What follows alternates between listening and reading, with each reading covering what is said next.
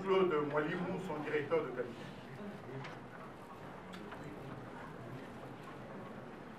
Mesdames et messieurs de la presse,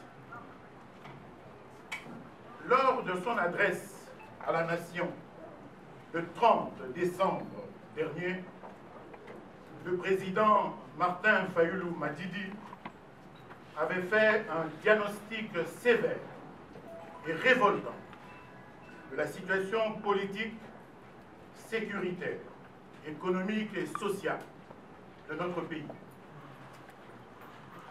Aussi avait-il annoncé la mise en place d'un cabinet pour accompagner le peuple congolais dans la reconquête de sa souveraineté. Un cabinet de combat composé de femmes et d'hommes qui s'engagent résolument pour un Congo fort, digne et prospère. Une équipe dynamique, composée d'anciens et de nouveaux en politique, certes, mais aussi des jeunes, des technocrates, des membres de la société civile et de la diaspora. Et formation professionnelle, 18, industrie, commerce extérieur et entrepreneuriat, 19, mines et hydrocarbures, 20, sport, jeunesse et éducation citoyenne.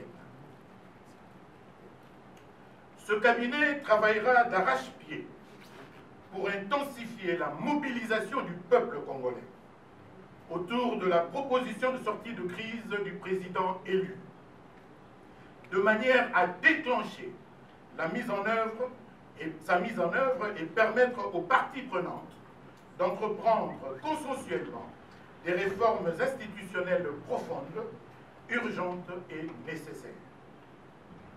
Ces réformes porteront notamment sur la Commission électorale nationale indépendante, la loi électorale, la Cour constitutionnelle, l'armée, la police et la sécurité, la lutte contre la corruption, ainsi que la justice et les droits humains.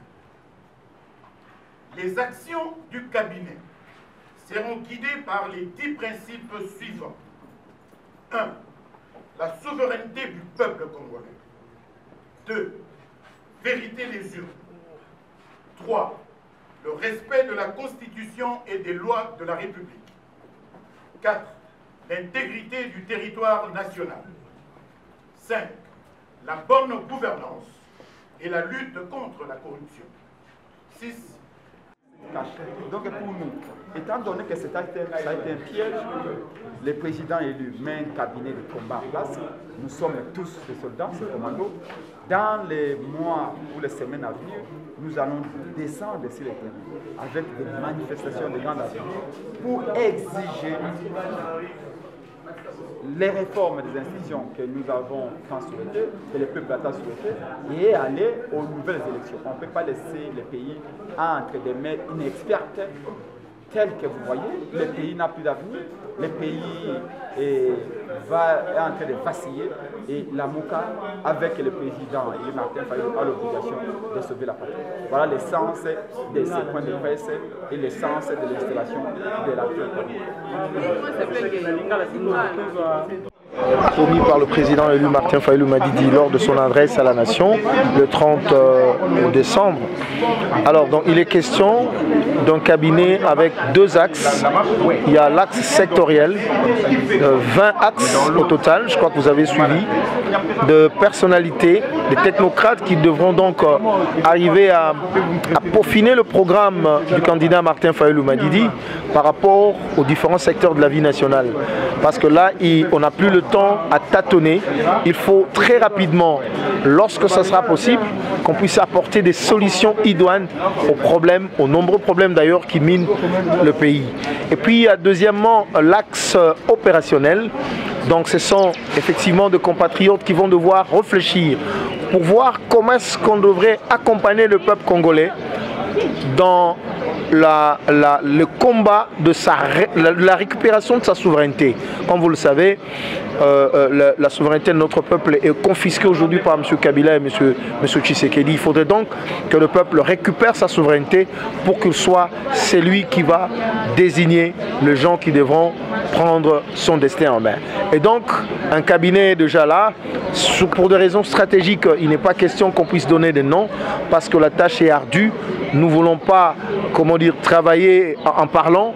Dans le silence, on va travailler. Ce qui compte, ce sont les actions. Ce qui compte, c'est le résultat. Et il sera là. C'est moi qui vous remercie. La classe politique congolaise, la configuration politique congolaise est dominée par trois grandes tendances.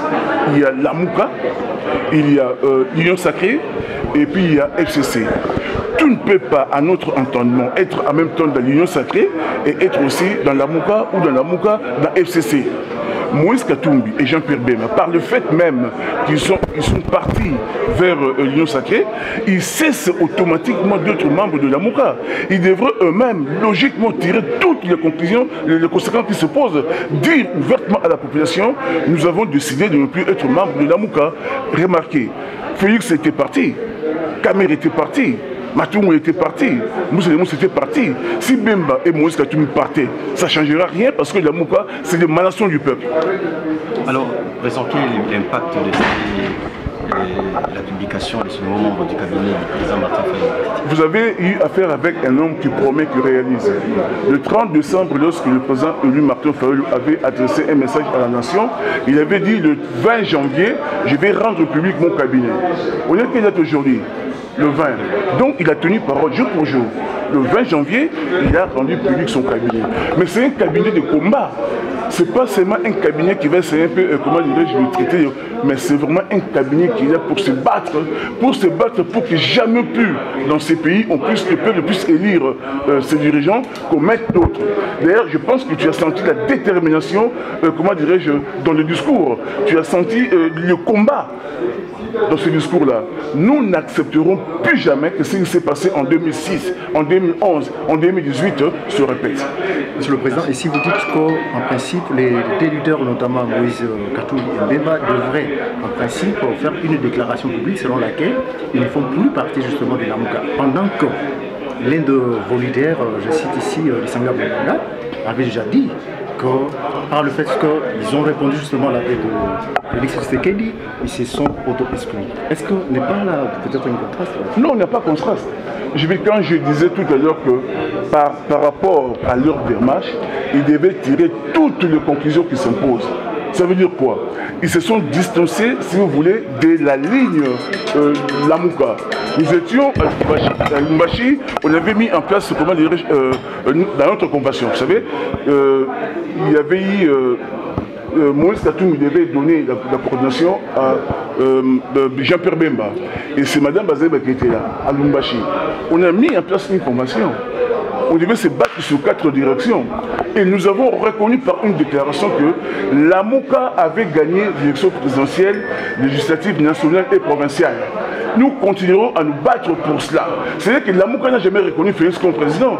Aujourd'hui, par leur démarche, parce qu'ils reconnaissent Félix comme président, ils cessent automatiquement de mettre dans le même degré d'onde que la Mouka. Donc nous disons qu'ils se sont auto-exclus. C'est ça les mots, cher à Papa Tshisekedi. Ils se sont auto-exclus. Mais il leur appartient, et même à le dire aussi, à dire ouvertement que voilà, nous quittons aujourd'hui la Mouka. Et d'ailleurs, je ne comprends pas. Pourquoi cette volonté de vouloir s'agripper à la Mouka? On ne comprend jamais. En tout cas, leur place n'est plus dans la Mouka. Merci, Président.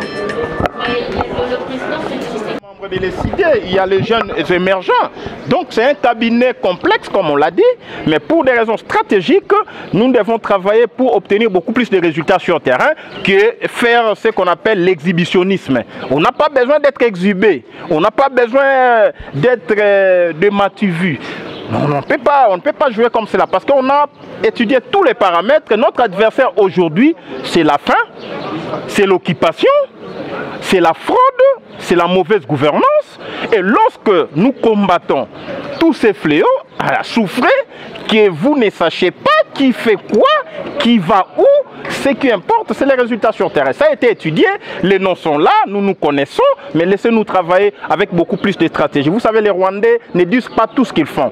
Si nous pêchons, parce que nous faisons beaucoup plus de déclarations, là où parfois il faut moins parler et beaucoup plus travailler. Pourquoi vous gardez toujours le nom? Vous craignez quoi, les débauchages, comme a été le cas de l'un de vous qui est parti à l'IGF? Voilà. Non, prenez ça comme vous voulez, mais pour nous, nous sommes des gens constants et cohérents. Ce qui importe, c'est l'objectif. Souffrez que nous combattions les systèmes. Lorsque nous vous avions dit que l'union sacrée est la seconde grossesse du FCC caché, vous ne nous avez pas cru. Aujourd'hui, vous avez les résultats sur terrain. Mais vous ne savez pas comment nous en sommes arrivés là. Pour vous dire que, écoutez, là où nos frères sont partis, même si je ne peux pas tirer sur les cadavres, vous le savez, lorsque les gens sont morts, on ne tire pas sur les cadavres. Je ne peux pas tirer sur l'ambulance, je ne peux pas tirer sur les corbillards. Mais il souffrait que je vous dise que laissez les débauchés, les ex-débauchés de la Mouka mourir de leur propre mort. Merci.